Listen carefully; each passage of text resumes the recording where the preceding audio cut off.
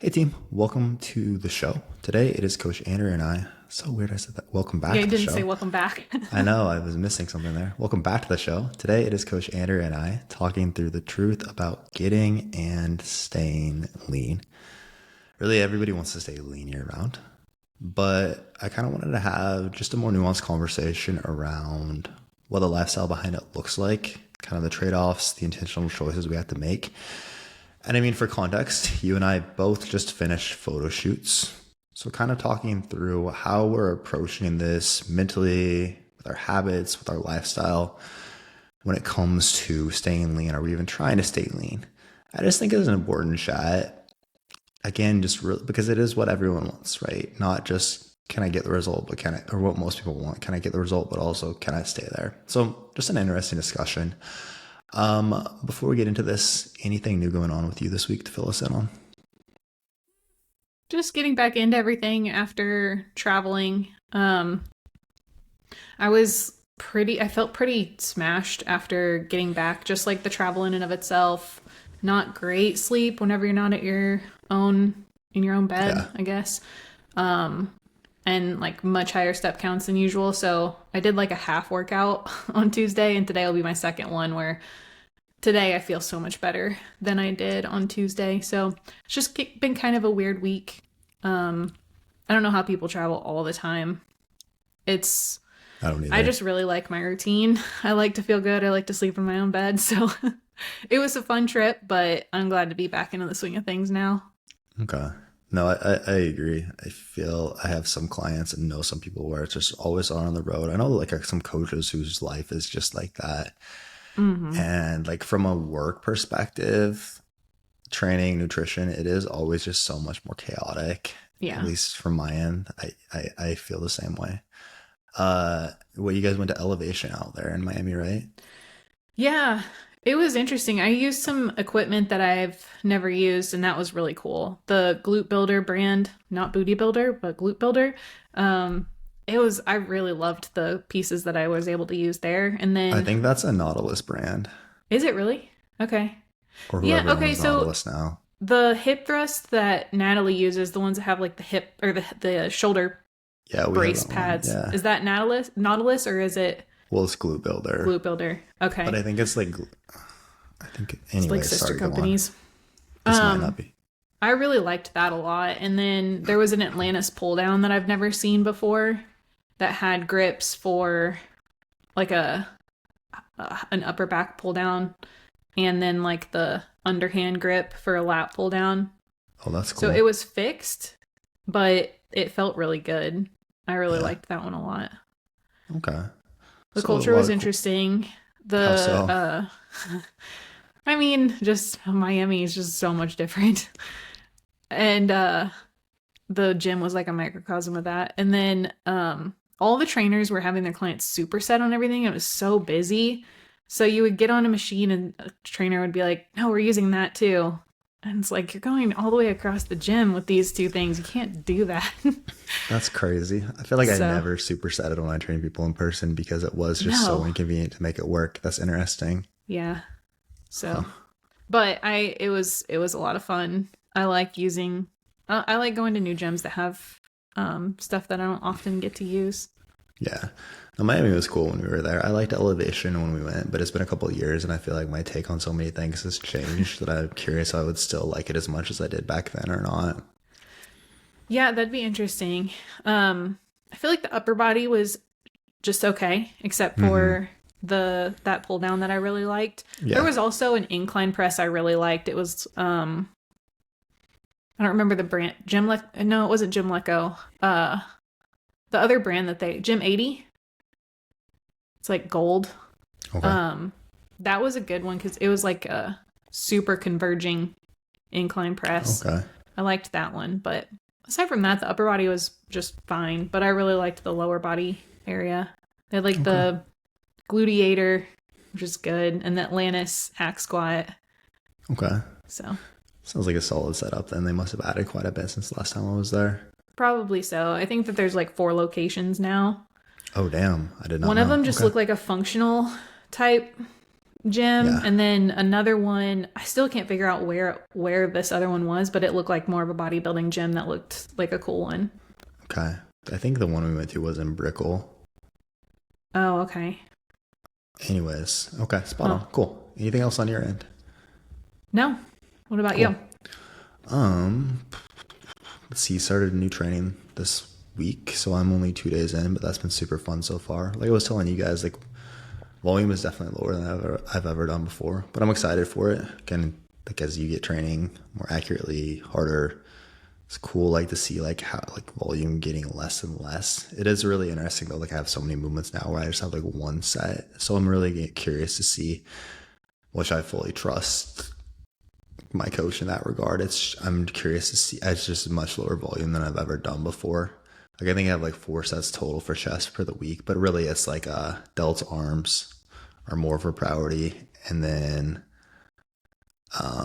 as a whole like lower body it's just pretty balanced. But I would say it kind of seems like we have chest on the back burner anyways, which I'm fine with. But really excited to see too like how we get on with lower volumes. The first couple of days it definitely has been like similar to like going from like normally doing like 4 sets to 3 sets to maybe like 2 sets of your compound movements. Even more so when it's like I just have one set of these hack squats or one set of this leg press. It's like, okay, I really have to make sure I get as much out of this as Yeah. possible. I'm not gonna like I'm just gonna do one more set here. Like I'm gonna make sure I feel really good to like I can absolutely maximize this, which has been fun so far. I'm only 2 sessions in. Finally, I ordered like a year ago a hack squat and leg press from Jim Lecco, which got here. Have you ever used either of those? I haven't. I really, really like both of them. The hack squat is cool and feels super good. It's pretty upright. Um, Yeah, they look but really interesting. their design is different. They're like a really small footprint. I Mm. like it. The aesthetic of it is cool also, but like the leg press has an adjustable foot plate and an adjustable back pad, which is cool also. Like I don't know if I've ever used a leg press with an adjustable foot plate, but that's of course like really helpful in like, hey, if I want more knee flexion, I can make the angle of that steeper. And so I've Mm. liked them a lot so far. But yeah, that's really on my end. Past that, like we haven't adjusted food a whole lot. My weight has stayed like I think I was like 210 the day of the photo shoot. Last couple days I've been like 211, 212. Oh, After the photo shoot, like we went and got like some tacos, margs, had some chips and salsa. After that, my weight was like, and then I had like a high day after that. My weight was like 218. I was like, damn. So, and then like since then, it's come back it down to came like back down that 211, far, huh? 212. Yeah, I was really surprised actually at like how much it had gone up. But it was also an instance of where it was like, well, I had like a couple drinks today, so like at the end of the day, I'm gonna drink a ton of water to make sure I'm hydrated and like Yeah. little. I think, and of course, like chips and also like there was a lot more sodium in my day as well. But yeah, we're sitting right around 211, 212 consistently. Feel pretty good, like where we're at currently. But yeah, that's really it on my end. Hmm. Do you anticipate food coming up quite a bit more? I don't know. I've been pretty hungry still, but I Yeah. am curious to see kind of because I think he's really like wants to make solid lean gains, but also I don't know if he's too worried about like I don't think he's necessarily worried about me gaining body fat either. So Hmm. we'll see. I honestly have no idea. He said I expect you to be pretty hungry over the next few months, so maybe not, Month. but Okay. we'll see.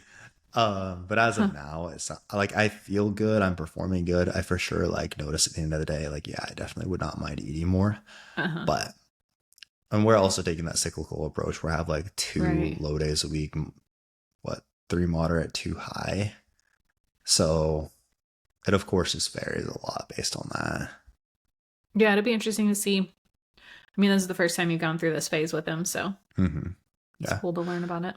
I will keep everybody posted though. But okay, cool. Let's get into the topic here again. Just kind of what we're doing to stay lean, or we're trying to stay lean, and probably as much as anything, like lessons we've learned about this in the past, and a few talking points for clients. All right, so first question I'll pose to you: do you think getting lean is easier than staying lean? Yes. Yeah. I mean, yes, because They're because of the goal orientation of it. So each time I've done a fat loss phase, there's always been a goal to build afterwards. So the goal isn't necessarily to stay lean. So if I was focused on just that, on just staying lean afterward, maybe that would be the easier thing because you do have more food flexibility rather than in a fat loss phase. But um, just from my experience so far, getting lean, it's like, okay, you have the finish line in front of you, you have a specific goal, you're eating in a deficit, doing the cardio, whatever, in order to get there. So, and I've found that pretty consistently with clients too, where getting lean, there's that carrot dangling in front of you, Yeah. and staying that way, it's like, okay, well, now we remove that incentive. And so now a meal out seems like, okay, well, it's no big deal. And then the next thing is no big deal. And if everything is no big deal, then we end up not staying lean. You have to kind of treat a maintenance phase as a fat loss phase if the goal is to stay there. Yeah, I really think the having intention is so important if the goal really is to stay lean. Like, I think that understanding that aspect of it, because it is so easy to like, okay, well, I was pushing for this goal and like I'm hungry, but that's just part of this phase. I've noticed this the last couple weeks for sure. Last week myself, where it's a lot easier to like, but like our goal right now is building. I'm pretty hungry, so like I can do this. Like I'm pretty hungry. Like yeah, I could go like 10, 20 grams of carbs over. Not a big deal. Like it's a way easier to like want to rationalize those things, which isn't necessarily bad. It just will be more of a challenge if the goal is to like stay right where we are there. I really think that just I think a lot of people really backslide post diet when because they don't set clear goals for the phase after. I mean, we work with a lot of clients who have come from previous coaches where it was just like there was no structure at all to like the phase after the diet, or it was just like a 12-week coaching program and they ended the diet there and then like just went and did their own thing. That doesn't go well, right? We do need structure for the post diet phase, but also always want to be on top of making sure we are setting a goal for, okay, what are we working towards next? And a lot of times it is like, hey, we're lean building and here's what this is going to look like. Like it's something exciting and like new to work towards also. I think like just having clear goals, I always like to establish like what do we want to accomplish with our physique in the next 6 to 12 months, right? And like we'll lay out the path. And I think just having that to continue to work towards is so helpful. But a lot of times people, even if the goal is essentially to like maintain this body fat, if it's just like cool, I kind of just want to hang out here, like that normally doesn't do well. Even that like should be clearly established, but just having like a vague idea of I just want to kind of maintain here afterwards, I think that kills people. Yeah, it's not usually a super motivating goal. And if we can, it's not that we need to gain a bunch of fat post deficit, but if we have some sort of other goal, whether it's building muscle or performance or whatever the case may be, we can manage the nutrition better and have something else to be aiming at. And it gives you a better, not, I shouldn't say better, but it gives you a purpose beyond just like, okay, now I just want to hold here and never, like, is then the goal just to never do like anything beyond that? Is it to hold that position forever? Because it's just a tough thing to stay focused on. Yeah, 100%. Um, I will also say I think that understanding how lean we can realistically stay is important. A lot of times I think there's like a comparison to I was talking to one of my clients about this the other day where like she's crushed it. She's gotten a lot leaner, but she was just talking about how like, well, I just compare myself to whoever. I was talking to another client who was like talking about you and like your photo shoot result versus like we were about to do a photo shoot and where she's at. And I was like, but also you've been doing this for like 6 months. Andrea's been doing this for like 8 years, right? Is that really a fair comparison? Even, but also just looking at like when you're comparing yourself just to like physiques you see on Instagram, right? Where I like It's like this person chose the best angle, the best lighting. This picture might be from 6 months ago or a year ago when they were way leaner. Or I'll post a picture sometimes of like from a photo shoot I did in 2018. I just did the other day for like the ab training thing. And it's like, but also that's not like how I look all the time. And I think that's important if you're just comparing the physiques on Instagram. One of the most helpful things for me was like in like 2018 to like 2022, I did a lot more like business conference type things where I would actually meet a lot of people in person who has like physiques I admired on Instagram, and it would be like, oh, you actually look super normal. And Yeah. not to like be a dick, but I feel way better about myself now because you're not like as huge and shredded as I thought you would be. So I think that just like understanding also like, hmm, maybe this person isn't just ripped to the bone all the time and at the same time like has a super flexible lifestyle like they make it appear can be helpful. Oh yeah, totally. I remember one of the ones that we went to where I saw a few people from that I have followed before on Instagram, and I had that same thought. Like not that anybody like looked completely different from, it wasn't like, "Oh my gosh, you don't even take care of yourself" sort of thing, but it Who was like specifically are you talking about? yeah, it was like a much more a much more reasonable attainable physique than what you would be led to believe if you only saw the pictures online.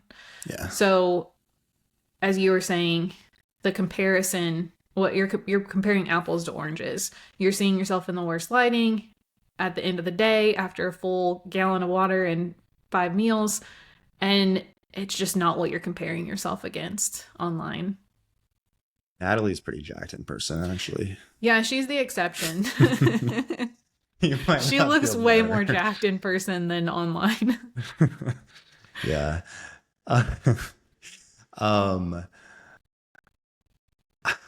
I would say the other aspect of this though, I think where most people miss, we've talked about this a lot as well. The goal is to stay leaner, to look leaner year round, is just how crazy important it is to build muscle, which ironically, I think for a lot of people entails not always trying to stay our leanest, right? Because the more muscle we have, again, it's really like your body fat percentage is just the ratio of muscle mass to fat mass on your frame within what we can control. The more muscle we have, you might like if you have more muscle, we don't have to like fight as hard to stay as lean as we possibly can to still Mm-hmm. like look as lean and have the physique we want. That's really what most people are missing. But again, it is such an ironic thing because it is so often, hey, because you're trying to stay so lean, we're struggling to recover because food's so low or you're constantly doing so many steps or whatever it is. That's actually why we're struggling to build muscle. And thus we're actually not gonna get there because of this. So I think it also like take requires to get to that goal over time, it requires like periods of time where you're okay with not always being your leanest. Yeah, for sure. I mean, it's looking at what is the immediate gratification versus the long term payoff, Mm-hmm. which is hard in every realm of life for sure. But um, the more muscle that you build, the the leaner you look at any given body fat percentage. But it's hard in those first, well, it depends on the person, but either a couple of years or like handful of years. It's hard because you're in that in between stage where you're working on building the muscle, you're not able to really stay that lean, and it's also the hardest time mentally to Sure. see that long-term payoff and continue doing the things that you need to do in order to get there. Oh, for sure. No, it's really cool though to see like think of like my guy Hunter who dude just looks so great right now. It's so cool to, like uncover the physique he has now because he's leaner than he's ever been before, but also has spent such a long period of time focusing on building. But I think like for coaches, especially, I don't know if necessarily especially, but like this is something I see being a really big issue with a lot of coaches as well, where it can feel like so much of your business and whether your business is successful or not will depend on how lean you are and like how your physique looks. I have a few people who I'm constantly talking through this with where it's like, dude, you feel like absolute shit. We're struggling to build muscle. All these things because you're always so focused on trying to stay lean. You struggle to stick to the diet because you've trying to been a diet. You've been trying to diet for like the last 4 years. Is this like what you want your clients' lives to be like? Is this what they need? Because that can be a scary thing, I think, to let go of as well. Like, what if I don't look shredded? Like, what if I don't like look this way for Instagram? But it, again, like such a big part of our message, at least, is like all the different phases. And again, how important it is to have these periods of time where we might not be our leanest. And I think like just going through that yourself, like if you're not going through that yourself or not willing to, you're not gonna be able to coach people through it, or you're going to attract people who have unrealistic expectations of like how lean I can get and stay, or at least if I want to be able to build muscle as well. Like, hey, we might need these different phases, right? But if you're not doing that yourself, it's going to be so much harder to be able to coach others through it. Kind of a side tangent, but it is another reason I like see this being quite a challenge. I think that like carries us pretty well into the question though. How focused even are you on trying to stay lean after this photo shoot? Are you trying to like stay your leanest? Or where's your head at? Do you care? Where's your head at there? I mean, I do care to an extent, because I know that at some point, if you gain body fat past a certain point, it starts to become like diminishing returns. Like your nutrient partitioning isn't better. You start to become uncomfortable a little bit earlier on than to where if you just stayed a little bit leaner, you have more productive build time for longer. So it's not that it's no thought at all, but I'm literally just following my coach's plan. So like That helps. yeah, I mean it's not it's not that it's no thought at all, but it's also not the forefront thing that I'm considering. I'm just eating what my coach tells me to eat, and then the body fat that comes along is just kind of part of the price that's paid in order to go through a build phase. But if I was also just like, well, I don't care how my body composition stays at all, so therefore, like if I want to have these extra cheat meals or something like that, that's going to become unproductive really quickly. So does that make sense? There's like a balance there where it's not that I'm grasping so tightly to staying lean that I'm like stressing over it, but Yeah. I also don't want to be reckless and gain a bunch of fat too quickly. Doesn't sound like you want to gain fat, but also you're not too attached to like trying to stay your leanest. I'm not going to ask to diet again in a couple months if I gain a little bit of fat. Correct. Yeah. I think that on that end, it's like when you're holding on to it so tightly, which this is something I've had to work through a lot as well, is like who or what am I like first, like what I don't think like trying to hold on to it so tightly, whereas it's just like we're so stressed, we're so concerned about it. Actually, I know it's hard too. Like everyone's comes from a different place, but a lot of times that too is like I find the people who are holding on to that so tightly, it's like, dude, you nail everything, right? And I think part of it just comes from a place of, for a lot of people, it seems to come from a place of, well, there was a long period of time where my body like didn't respond to things. Maybe they would like worked with a previous coach. Maybe it was like the coach where like they didn't, or they thought this person needed a like reverse diet and just like, hey, we work their calories way up and this will like quote unquote like ramp their metabolism way, way up, and then like they'll be able to add on way more food. I've had that a lot when it's like, and I just gained 20 pounds of body fat, or like we went through this building phase and it went terribly. So a lot of times it comes from things like that where it's like, no, that's not how we have to do things, right? Like we don't need to gain a ton of fat in the process, or this is the first time we've been this lean, and it's scary the idea of potentially letting go of that. But it is oftentimes that person who is like, dude, you already do things so well. Like, even if we do like get a little bit fluffier, cool, we can pull that off and it won't take long at all.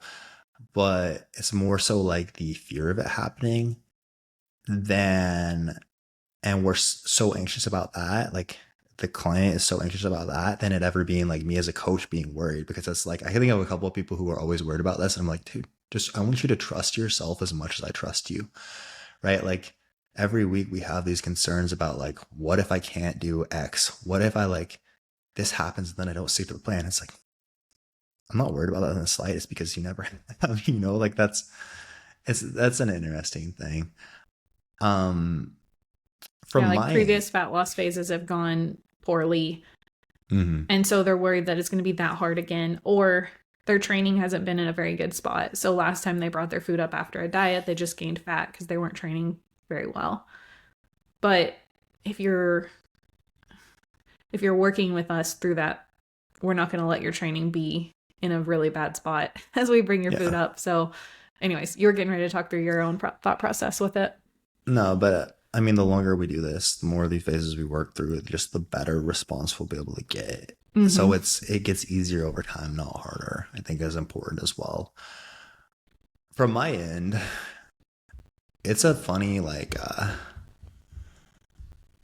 I like the idea of like staying like as lean as I am right now, but it's also I feel like it's where my head has typically been at. There was a period of time where I felt like hey, to like for Instagram, things of that nature, like for the business, I need to like look shredded. I need to like have all these pictures of my physique. But then it really shifted away from that with like I don't want I don't want it to be based on my physique. I want it to be based on client successes, It's like the based clients. on Natalie's physique.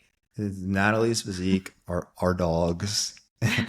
Natalie brings the physique, we bring the dogs to the equation.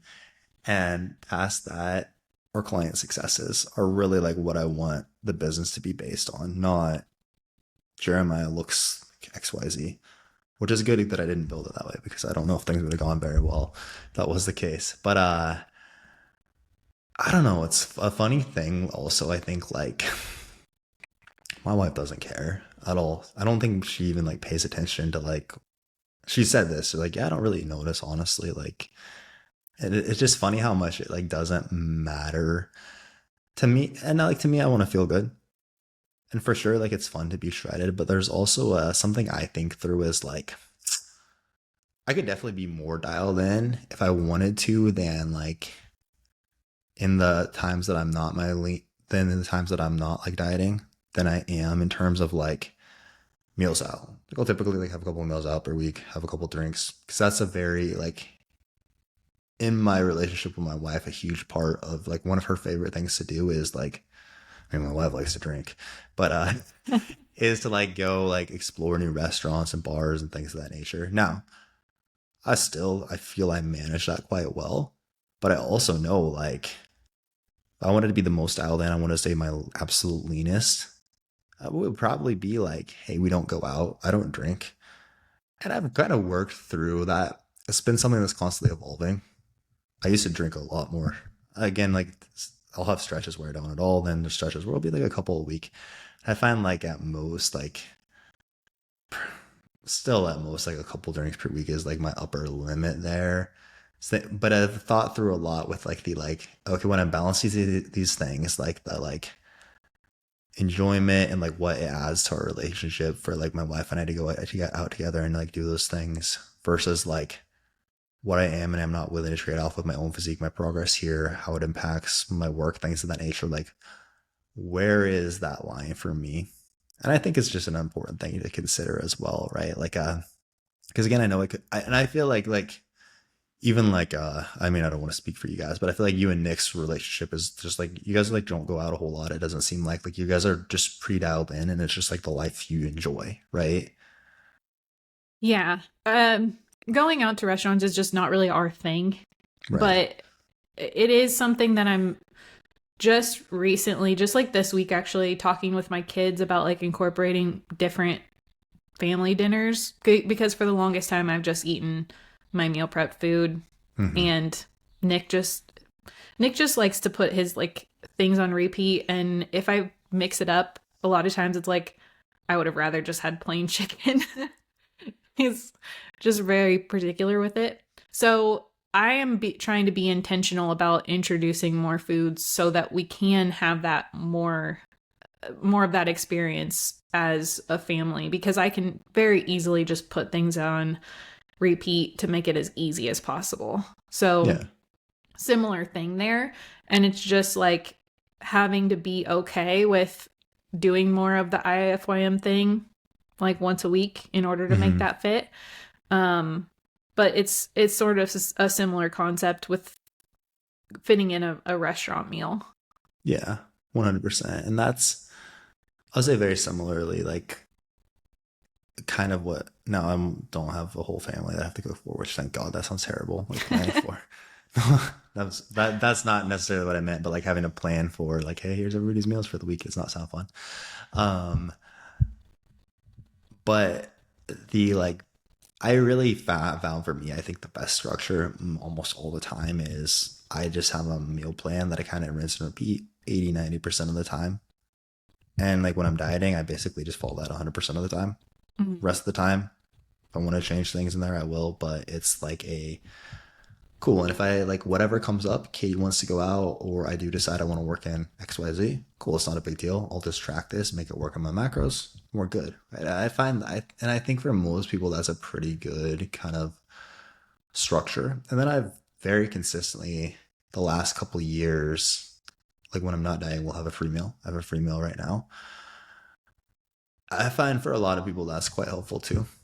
Um, in that I don't know, it kind of takes away the like last supper mentality. I think like if someone does have or they're like, well screw it, I'm just gonna like go off track for like the entire day because I'm not on plan. Like it you still like keep it reasonable. It's not just like an excuse to just I guess that's another good point to bring up, I think, is like working through with for me it's been very helpful to work through with food as well. What's the point of diminishing returns here, right? If we get pizza, okay, maybe I can eat two or three pieces and I've enjoyed it. I feel good. If I eat like five, because I could easily smash a whole pizza, but I feel like shit afterwards. It doesn't like that, like fourth, fifth, sixth piece are just like, oh God, I'm so full. But for some reason, I just want to keep eating this because it's so good. But it's every piece is actually like making you feel worse. And I've thought the same thing kind of applies with alcohol for me, right? Where it's like one or two drinks, cool. Like I'm doing this. After that, it's just like, it's not actively adding to my experience. If anything, it's gonna like, if not now, very shortly be taken away from it. I think honestly, like with food and things of that nature, at least personally, if I can just be intentional and be aware of those things, it just makes all of this a lot easier to manage where it's not like I'm gaining a ton of fat in like any phase that I'm not dieting. Yeah, that's something I talk through with people a lot, especially with alcohol. Like there's a certain tipping point with everything where it's not adding to the experience. But I think that a lot of that is why people have a harder time with maintenance than with fat loss because extremes are so much easier than moderation. And having to like just saying like I'm not going to drink or I'm not going to go off plan at all is required for most people in fat loss. And then when you have to start making that decision and paying attention and finding where is that line with the food or with the drink or fitting it in is a lot more difficult. And once some people start like with a drink or two or a piece of pizza or two, that they'll just hit the like, well, screw it. I'm just going to keep on eating or keep on drinking because that moderation thing is really difficult. It's hard for me too. I mean, that's why I like to just put things on repeat. I don't have to think about it. It doesn't have to take up any brain space. I talked to somebody this week about that being sort of like Steve Jobs repeating the same outfits every Outfit, day. yeah. Yeah, it's like that doesn't take up any brain space because you're just putting it on repeat, which with food a lot of times is smart, but once we have to start using brain power for it, it does become more difficult, and that's a skill. Yeah, no, I fully agree with all that. It's and moderation's hard for me too, and like, I like the extremes for sure. Like that's so much more fun for me. But it's I truly think it's just a skill for everyone to continue to learn and refine. Mm-hmm. From a nutrition structure perspective, do you think that like more so with clients than yourself, I would say, do most people need to track like all the time when we're not dieting?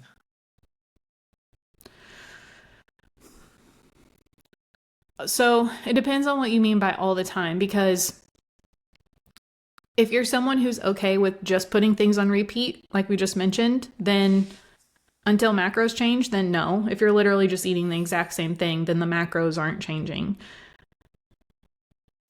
An untracked meal technically is like it's not tracking everything all the time, but that's one meal out of whatever, like 28 meals in the week. And so that to me still I would classify as tracking everything all the time. Yeah, I agreed. So in reality, I think that most people do need to continue to track because like we just talked about, moderation is difficult and that's a skill that has to be built. So I think that the like prospect of going to intuitive eating or something like that after a diet's over, it's just not realistic for most people. It wouldn't be realistic for me.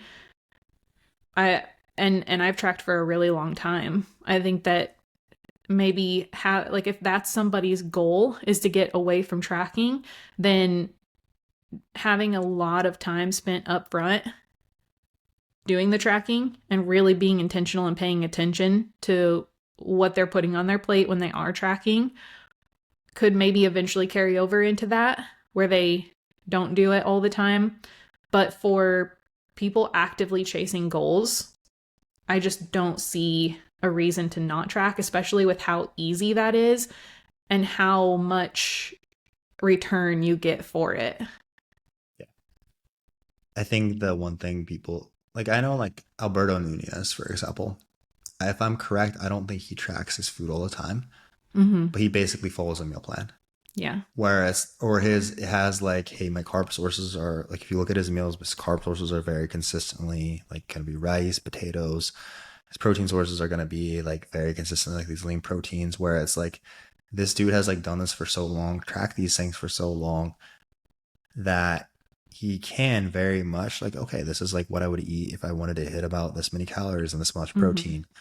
And even then, there's a lot of structure, right? I think that like again, like that's the biggest thing is there just needs to be structure, right? Like I mentioned, like with the meal plan thing, like if I do that, if I just follow the meal plan for the day, I don't worry about tracking my food because I know exactly what I ate because I also have it laid out on a spreadsheet and like here's the macros for this and I just ate these exact portions.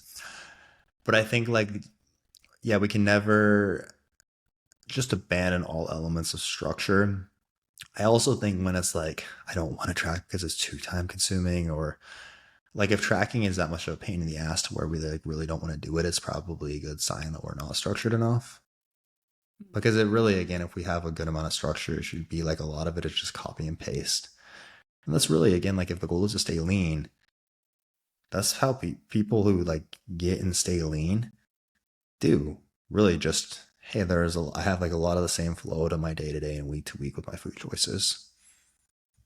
Yeah. And the Alberto Nunez example, he's also spent so long going through those different phases with tracking that then whenever he's doing like a prep or whatever without it, he already knows what 200 grams of sweet potato looks like and he knows the amount of hunger that he needs to feel before the next meal.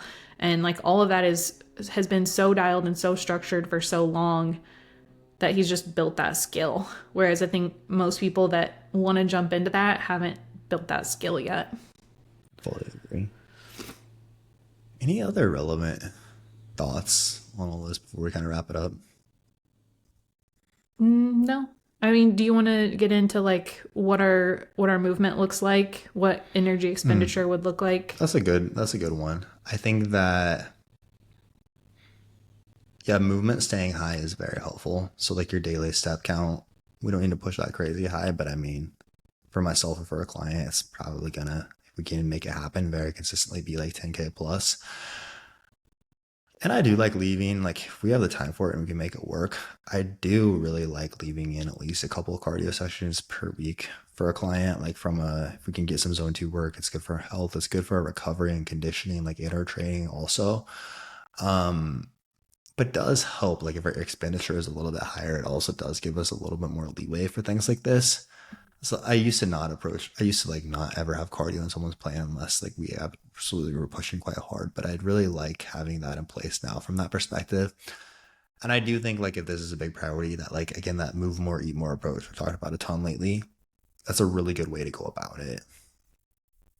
What's your Yeah, take? honestly, I don't really have a different take on it than you do. I'm the Okay. exact same way.